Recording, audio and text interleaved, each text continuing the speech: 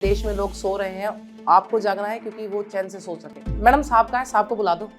मैंने बोला मैं ही साहब हूँ, जो आपकी परेशानी है, दिक्कत है, मुझे बताइए, मैं ही उसको सॉल्व करूँगी। लड़की होकर के हम पे हुक्म चलाएगी, गलत चीज़ें उसके बारे में फैलाना स्टार्ट कर देते हैं, उसके कैरेक्टर को जज करना स्टार्ट कर देते हैं। जैसा कि सीमा भवानी मेरी टीम ने कर दिखाया है, एक ऐसा चैलेंज जो लोग सोच भी नहीं सकते। जो जोश है आपके अंदर, जो पैशन है, जिस चीज़ के लिए आप क्रेजी हैं, जो चीज़ आप करना चाहते हैं, उसको कभी मरने मत दीजिए। मुझे आज भी याद है वो दिन जब पहली बार मुझे प्लाटून कमांडर की पोस्ट के लिए अपॉइंट किया गया था। इस पोस्ट पर अब तक मेल ही रहते थे और मुझे it was a big responsibility. मुझे लीड करनी थी 37 मेल्स की एक टीम को। उनको मैनेज करते हुए मुझे ये फील हुआ कि जब एक लेडी किसी रिस्पेक्टिव रैंक पर, किसी रिस्पेक्टिव पोजीशन पर आ जाती है, तो वो बहुत सारे एक्सपीरियंस उसको मिलते हैं, कुछ खट्टे कुछ मीठे, और उन्हीं एक्सपीरियंस को लेते हुए मैं आज यहाँ आपके सामने खड़ी हूँ।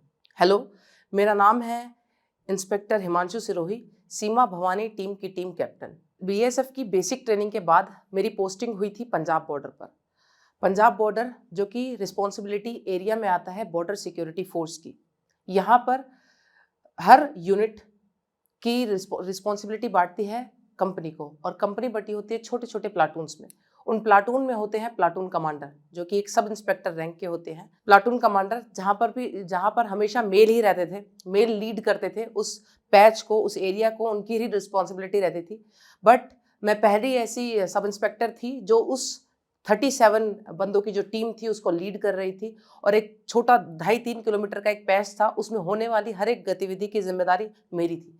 तो ऐसी रिस्पॉन्सिबिलिटी लेने में बहुत डर लगता है कि दुनिया में, देश में लोग सो रहे हैं, आपको जागना है क्योंकि वो चैन से सो सके। तो ये चीज़ को ध्यान में रखते हुए बहुत डर भी लगा, मन में घबराहट भी हुई। बट उस चीज़ को मैंने ओवर पावर किया और ध्यान दिया, चीज़ें पढ़ी, जो हमारी स्क्रिप्ट रहती है, किस तरीके से क्या करना है, एसओपी रहती है, किस तरीके से बॉर्डर पे आप फंक्शनिंग करते हैं, क्या चीज़ें आपको करनी चाहिए, क्या चीज़ें आपको नहीं करनी चाहिए, प्रोफेशनल नॉलेज जिसको बोलते हैं, वो मैंने अपनी प्रोफेशनल नॉलेज अच्छी करी। और उसके बाद मैंने वहाँ पर अपने एरिया में एक ऑपरेशन भी लीड करा। उसमें हुआ ये था कि उस ऑपरेशन में कुछ इंट्रूडर्स आ गए थे पाकिस्तान साइड से। तो अब हमारे पास रिस्पॉन्सिबिलिटी थी कि वो एरिया जो जिसमें वो आए थे, जिस पैच में वो आए थे, वो मेरे अंडर कमांड था। मुझे देखना था कि कि वो हमारे इंडिया में ना घुस जाएं, तारबंदी होती है, उसके पीछे वो पाकिस्तान के साथ ही लगे हुए जो बॉर्डर रहता है वहाँ पर वो लोग बैठे हुए थे। वो इंतज़ार कर रहे थे कि कब धुंध हो और कब वो अंदर आए। स्मगलिंग भी हो सकती थी या इंट्रूडर भी हो सकते थे, वो कुछ भी हो सकते थे। एक अनफोर्सीन सिचुएशन थी और पहली बार ऐसी चीज़ आ रही है मेरे सामने और मुझे रिस्पॉन्सिबिलिटी दी गई है, तो मैं इसमें कोई भी गलती नहीं करना चाहती थी। मैं चाहती थी कि पूरे डेडिकेटेडली मैं काम करूं। वहाँ पर मेरे साथ एक महिला कांस्टेबल भी थी, तो हमने एक ऑपरेशन लीड करा जिसमें मेरे साथ 4 लोग और भी थे। हम उनकी गतिविधि को ध्यान में रखते हुए चलते रहे आगे। इसके बाद जो इवेंट्स हुए वो मैं आगे डिटेल में नहीं बताना चाहूँगी क्योंकि ये बीएसएफ की बात है। तो हमने उसके ऊपर बाद वहाँ फायरिंग खोली। फायरिंग खोलने के बाद वो जो लोग थे वो भाग गए, और उनकी बाद में हमने 2 पाकिस्तानी मैगज़ीन जो है वो रिकवर करी। इसके लिए हमारे डीआईजी साहब थे, श्रीनिवासन साहब, उन्होंने मुझे सुबह को आकर के उस मोमेंट पे मुझे 2000 रुपये का नोट दिया, और वो मेरे लिए बहुत बड़ी चीज़ थी। वो नोट मैंने, जब नोटबंदी हुई थी तो वो नोट मैंने बदला नहीं, वो नोट मेरे पास आज भी है, वो ऐसे ही रहता है, वो एज अ रिवॉर्ड था मेरा। तो वो मेरा फर्स्ट रिवॉर्ड था बीएसएफ में। जब मैं प्लाटून कमांडर के पोस्ट पे थी तब गांव वाले, जहाँ पे हमारी पोस्टिंग थी, वहाँ पे आते थे किसान, क्योंकि जो बॉर्डर एरिया होता है वहाँ पे किसान खेती करते हैं, तो वो हमें उनकी देखरेख करनी होती है। तो किसान आकर, जब किसान मीटिंग होती थी तो उसमें बोलते थे मैडम साहब कहाँ है, साहब को बुला दो। मैंने बोला मैं ही साहब हूँ, जो आपकी परेशानी है, दिक्कत है, मुझे बताइए, मैं ही उसको सॉल्व करूँगी। बोले नहीं नहीं मैडम, ये लड़कियों के बस की बात नहीं है, आप उस साहब को बुला दीजिए, वही करेंगे हमारी प्रॉब्लम सॉल्व, वही करते आए हैं। मैंने बोला साहब और मेम साहब सब एक समान है, ये स्टार जो कंधे पर है ये तय करते हैं कि उसको क्या करना है, वो पोजीशन तय करती है, ना कि मेल और फीमेल। मेल फीमेल में आप मत जाइए कि लड़की है तो ये नहीं कर पाएगी, लड़का है तो ही कर पाएगा। मैं जिस पोजीशन पे हूँ वो पोजीशन आप जो प्रॉब्लम लेकर आते हैं उसको सॉल्व करती है, वो पोजीशन सॉल्व करती है, वो मेल फीमेल सॉल्व नहीं करता है। जितनी मेहनत से वो काम करते हैं उतनी ही मेहनत से हम काम करते हैं। तो इस चीज़ पे कभी मत जाइए कि फीमेल है तो ये काम नहीं कर पाएगी, क्योंकि जो हमारा एरिया होता है बेसिकली वो बॉर्डर का एरिया होता है, और उस बॉर्डर के एरिया पर वहाँ पर बहुत बैकवर्ड इलाका होता है। तो उन लोगों की मेंटल सेट भी इसी तरीके का होता है कि लड़की है तो घर में रहेगी, काम करेगी, क्योंकि उनकी लड़कियां वो खुद ही नहीं पढ़ाते हैं, खेत में लेकर आते हैं, काम कराते हैं। जब मैं वहाँ रहने लगी, कुछ टाइम हुआ, धीरे धीरे लोगों से इंटरेक्शन हुई, तो वो समझने लगे कि हाँ मैडम हमारी बातें सुनती है, हमारी प्रॉब्लम सॉल्व करती है। उसके बाद उन लोगों ने धीरे धीरे अपनी लड़कियों को लाना भी स्टार्ट करा, पूछा कि मैडम किस तरीके से इस जॉब में आते हैं। काफ़ी लड़कियां मोटिवेट भी हुई, वो पढ़ी, और उन लोगों को वो लोग पढ़ा रहे हैं अपनी लड़कियों को, और चाहते हैं कि वो भी कुछ ना कुछ काम करे और लड़की पढ़े आगे, अपने माँ बाप का नाम रोशन करे। जब मुझे प्लाटून कमांडर की पोस्ट मिली तो मेरे साथ वाले लोग जो पहले चीज़ें बता दिया करते थे या मेरे अंडर कमांड रहते थे, अब वो मेरे अंडर कमांड आ गए थे। तो थोड़ी बहुत लेग पुलिंग और ये सब हुई। कहा भी भई ये तुम कैसे कर लोगी, क्या कर लोगी? और कुछ परेशानियाँ भी आई, कुछ दिक्कतें भी आई, पर उन दिक्कतों को मैंने अपने जो टास्क मुझे मिला हुआ था उस प्लाटून को लीड करने का, उस दिक्कतों को मैंने उसके बीच में कभी आने नहीं दिया। मैंने हमेशा यही चाहा कि जो मैं करना चाहती हूँ, जो कि है देश की हिफाजत, वो मैं सही तरीके से करूँ, भले ही उसके लिए मुझे कुछ भी करना पड़े। तो मैंने अपने जो प्रोफेशन की नॉलेज थी उसको बढ़ाया। मैंने अपने आप को इस काबिल बनाया कि मुझे किसी से पूछने की ज़रूरत ना पड़े कि ये कैसे होता है। इस सिचुएशन में हूँ तो मुझे इस सिचुएशन को कैसे ओवरपावर करना है। मुझे किसी की हेल्प लेनी ना पड़े। तो मैंने अपने आप को इतना प्रोफेशनली साउंड कर लिया था कि बाद में लोग मुझसे पूछने आते थे कि मैडम ये कैसे होगा? मैडम ये कैसे होगा? हमारी टीम में जो लड़कियाँ आती हैं वो ऐसी होती है जिन्हें मोटरसाइकिल छोड़िए, उनको साइकिल चलाना तक नहीं आता है। 80% लड़कियाँ हमें ऐसी ही मिलती हैं जो साइकिल चलाना भी नहीं जानती हैं। वो आती हैं घबराई हुई, सहमी हुई, क्योंकि आती कहाँ से है वो? आती हैं वो इसी सोसाइटी से, इसी जगह से। हर कोई इसी जगह से आता है, इसी सोसाइटी से आता है, तो उनके ऊपर भी वही माइंडसेट रहता है। अब वो आती हैं तो उन्हें लगता है कि पता नहीं मैं ये कर पाऊँगी या नहीं कर पाऊँगी। हम उनको मोटरसाइकिल चलाना सिखाते हैं। कुछ दिनों में पहले वो मोटरसाइकिल चलाना सीखती हैं। सीखने के बाद फिर वो स्टंट हम उनको देते हैं, वो स्टंट करती हैं। और क्योंकि वो ऐसा नहीं है कि हर कोई दिल्ली की है या हर कोई ऐसे इलाके की है जहाँ पे माता-पिता उनको आगे बढ़ने देते हैं, या सोसाइटी वाले उनको आगे बढ़ने देते हैं, परिवार वाले उनको आगे बढ़ने देते हैं।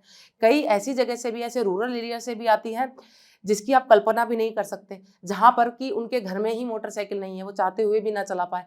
तो हर तरीके से, हर जगह से हमारे पास लड़कियाँ हैं, लेकिन वो हिम्मत नहीं हारती हैं, हिम्मत दिखा कर रखती हैं, कॉन्फिडेंस अपने अंदर ला कर रखती हैं, और वो जो हम उनको टास्क देते हैं, हम उनको सिखाते हैं, क्योंकि मोटिवेट करना हमारे हाथ में है, लेकिन करना या ना करना वो उनके हाथ में है। तो वो हिम्मत दिखा करके जब हमारे पास आती है, हम उनसे चलवाते हैं, तो वो उस चीज़ को चला करके और ऐसे-ऐसे हैरत अंगेज़ स्टंट करती हैं कि जिसको देख करके आप सभी हैरान रह जाते हैं। जैसा कि सीमा भवानी मेरी टीम ने कर दिखाया है, एक ऐसा चैलेंज जो लोग सोच भी नहीं सकते, 350 सीसी की बाइक जिस पर लड़के भी कई बार चलते हुए कतराते हैं, उस पे वो ना ही चली, बल्कि एक ऐसा एक से एक बेहतरीन स्टंट उन्होंने करके दिखाए। तो जो लड़कियां अपने आप को सोचती है कि थोड़ा सा ऑफ बीट जा रही हैं, वो ये काम नहीं कर सकती हैं, वो अपने आप को कम कभी ना आके, आप फर्स्ट चीज़ आप ही के ऊपर डिपेंड करती है। अगर आप ही अपने आप को कम आंकोगे तो दुनिया अपने आप आपको कम आंकेगी। आपके साथ में आपके कलीग होते हैं लड़कियों के साथ में, तो अगर किसी भी लेडी को उनसे ऊपर का कोई दायरा मिल जाता है तो लेग पुलिंग बहुत ज़्यादा होती है कि ये कैसे कर पाएगी। अगर वो उस चीज़ को ओवर पावर नहीं कर सकते, लड़की आगे बढ़ जाती है, कोई उससे अच्छी पोजीशन मिल जाती है, तो वो उसकी बुराइयाँ, चुगलियाँ या फिर कुछ गलत चीज़ें उसके बारे में फैलाना स्टार्ट कर देते हैं, उसके कैरेक्टर को जज करना स्टार्ट कर देते हैं। भले ही वो लड़की किसी भी हद तक जा करके अपना काम ईमानदारी से कर रही हो, लेकिन उसके ऊपर कई तरीके के इल्ज़ाम लगाए जाते हैं। तो इन इल्ज़ामों को, इन चीज़ों को कभी भी नहीं सोचना चाहिए। ये नहीं सोचना चाहिए कि लोग क्या बोल रहे हैं, लोग मेरे मेरे बारे में क्या सोचते हैं। ये कभी मत सोचो। वो करो जो आपको करना है, वो करिए। आपका जो काम है, अपने काम को ईमानदारी से करिए। आपका काम ही आपकी पहचान है। और ये छोटी-मोटी चीज़ें तो चलती रहती है, तकरार और ये सब, ये हर फील्ड में होता है, हर जगह होता है, हर लड़की इसको फेस करती है। लेकिन आपको फेस करके रुकना और थकना नहीं है, घबराना नहीं है इस सिचुएशन से। इस सिचुएशन से उभर कर आना है। इस सिचुएशन को कैसे टैकल करना है, आप ये सोचिए। ये मत सोचिए कि मुझे उसने ये बोल दिया तो अब मैं ये काम नहीं करूँगी। नहीं, आप अपना काम करते रहिए। मुश्किलें आती हैं और जाती हैं। समय कभी भी एक जैसा नहीं रहता, समय बदलता रहता है और टाइम जो है वो बहुत पावरफुल टूल होता है। वो कभी भी ये नहीं होता, अगर आज गम है तो कल खुशियाँ भी होंगी। आज आप दुखी हैं तो कल आप सुखी भी होंगे। आप जिस भी प्रोफ़ेशन में हो, जिस भी जगह हो, उस प्रोफ़ेशन की नॉलेज रखिए, ज़्यादा से ज़्यादा नॉलेज रखिए, ताकि आपको किसी के सहारे की ज़रूरत ना पड़े। आपको लोग कब बोलेंगे? जब आपको किसी के सहारे की ज़रूरत पड़ेगी। आप अपने आप को इतना स्ट्रॉन्ग बनाइए, आप अपने अंदर इतना कॉन्फिडेंस लाइए कि लोग आपसे आकर पूछे कि मैम ये काम कैसे होगा? तब वो बात बनेगी। आप ये मत सोचिए कि मैं ये नहीं करती हूँ और आप मेरा काम प्लीज़ हेल्प करा दीजिए, तो फिर समस्या आएँगी। लेकिन अगर आप प्रोफ़ेशनली साउंड हैं, तो आपको कोई भी आपके प्रोफ़ेशन में दिक्कत नहीं आने वाली, ये तो श्योर है। क्योंकि ये मेंटल सेट सोसाइटी में हो रखा है कि लड़की है तो वो हार्ड काम अगर आया है तो उसको वो कतई नहीं कर सकती। लड़कियाँ हैं तो वो नाज़ुक-सी होगी, वो छोटे-मोटे काम कर सकती है, टीचर की जॉब कर सकती है, वो एक बैंक की जॉब कर सकती है। लेकिन फ़ोर्स में आना और इस तरीके का काम करना या कि चैलेंजिंग काम करना, तो ऐसा माना जाता है कि लड़की ये काम नहीं कर सकती, बट ऐसा कुछ नहीं है। लड़कियाँ भी वो काम कर सकती हैं जो वो करना चाहती हैं। कोई भी चैलेंज हो आगे, वो लड़कियाँ उस चैलेंज को बहुत अच्छे तरीके से ओवर पावर कर सकती हैं। ये डिपेंड करता है आपकी मेहनत और लगन पे। जब लड़की किसी भी अथॉरिटेटिव पोज़ीशन पे आती है, तो लोगों को ये चीज़ डाइजेस्ट नहीं हो पाती कि लड़की होकर के हम पे हुक्म चलाएगी। तो ये जो मेंटल सेट है, ये आप इसे आपको तोड़ना है। वो आप तोड़ एक ही तरीके से सकते हो कि आप ज़्यादा से ज़्यादा नॉलेज अपने अंदर लाओ, ज़्यादा से ज़्यादा आप उस चीज़ के बारे में जानो, उसके ही नहीं, उसके आस-पास की सारी चीज़ के बारे में। अगर आपको दिया जा रहा है कि आप इंडिया के बारे में जानिए, तो इंडिया से एडजेसेंट जो कंट्री है, आप उसके बारे में भी नॉलेज रखिए। तब लोग आपको मानेंगे कि हाँ, आप कुछ हैं। लेकिन अगर आपको खुद ही नहीं पता कि इंडिया कहाँ है, कैसे है, तो लोग फिर आपकी लेग पुलिंग करेंगे ही और आपको ये चीज़ें सहनी पड़ेगी। तो इस चीज़ से आप ओवर पावर तब कर सकते हैं जब आपको नॉलेज उनसे ज़्यादा हो। तो ज़्यादा नॉलेज ही एक की है जो आपको हमेशा उस पोज़ीशन पे बनाए रखेगी और उससे भी ऊपर जाने की आपको एक रास्ता देगी। सोसाइटी में एक मेंटल सेट होता है कि लड़की जो है वो जॉब करेगी ऐसी जिसमें वो थोड़ा टाइम जॉब करे और बाकी टाइम अपने घर में दे। उनको ये नहीं होता कि लड़की क्या करना चाहती है। उनको होता है कि लड़की की शादी करनी है तो आगे परिवार कैसे चलेगा, वो उस चीज़ पे ज़्यादा फोकस रखते हैं। और जहाँ शादी हो रही है वो भी यही चीज़ें देखते हैं कि लड़की जॉब क्या कर रही है। तो ये जो मेंटल सेटअप है, ये मेंटल सेटअप होना ही नहीं चाहिए अकॉर्डिंग टू मी। लड़कियों को वो करने देना चाहिए जो वो करना चाहती हैं। एक लीग से हटकर, जैसे कि मैंने बॉर्डर सिक्योरिटी फोर्स को जॉइन करा और इसमें भी चैलेंजेस आते हैं, वो हर जगह आते हैं। अब आप देखिए, जो बैंक की नौकरी है, क्या आप सोच की बात है, आप सोचते हैं कि वो बहुत ईज़ी है और लड़की घर को एक टाइम दे लेगी। वो बैंक में तो आज रात के 10-10 बजे तक उसको काम करना पड़ता है। वो नहीं देखते, वो उनको सहूलियत चाहिए होती है कि लड़की है तो इसको टीचर बना दो या फिर इसको बैंक में नौकरी करा दो ताकि ये घर में भी टाइम दे ले। घर में टाइम देना ना देना, वो उस लड़की का जो अंतरात्मा, उसका जो मन है, जो वो करना चाहती थी, उस चीज़ को मार करके उसको लोग रास्ता बताते कि तुम इस रास्ते पे चलो बेटा। लेकिन कोई बेटा से नहीं पूछता कि बेटा कहाँ जाना चाहती है। उस चीज़ को मत मरने दीजिए अपने अंदर। जो जोश है आपके अंदर, जो पैशन है, जिस चीज़ के लिए आप क्रेज़ी हैं, जो चीज़ आप करना चाहते हैं, उसको कभी मरने मत दीजिए। उस चीज़ को पकड़ के रखिए। और अगर कोई लड़की ऐसी है जो अपने आप को सोचती है मैं ये कैसे कर पाऊँगी, आप क्यों नहीं कर सकते आप? आप कुछ भी काम कर सकते हैं। अपने अंदर या अपने ऊपर इस चीज़ को हावी मत होने दीजिए कि आप ये काम नहीं कर सकते, आप सेट पैटर्न है, आपको यही काम करना है, घर का ही काम करना है, जॉब तो आप कर ही नहीं सकती हो। उस चीज़ को तोड़ो, उस चीज़ से बाहर निकलो। उस चीज़ से निकलने के लिए यही सबसे ज़्यादा ज़रूरी है कि आपका अपने आप में कॉन्फिडेंस आना। आप अपने अंदर कॉन्फिडेंस लाइए। आज आप नहीं बोले, बोलिए जो आप बोलना चाहते हैं। आप हमेशा ये चीज़ सोचें कि मैं ये कर सकती हूँ। हमेशा पॉजिटिविटी रखें अपने अंदर कि आप ये कर सकते हैं। अगर आपने ठान लिया कि आप कर सकते हैं तो आप करेंगे ही करेंगे। आपको दुनिया की कोई भी ऐसी ताकत रोक नहीं सकती है वो काम करने से। भले ही वो ऑफ बीट काम हो, वो आपका फोर्टे जो है, कंफर्ट जोन जो है, उससे निकलिए। उसे निकल कर ही करना एक चैलेंज है, एक थ्रिल है, उसमें भी एक एडवेंचर है। आप वो कर कर देखिए।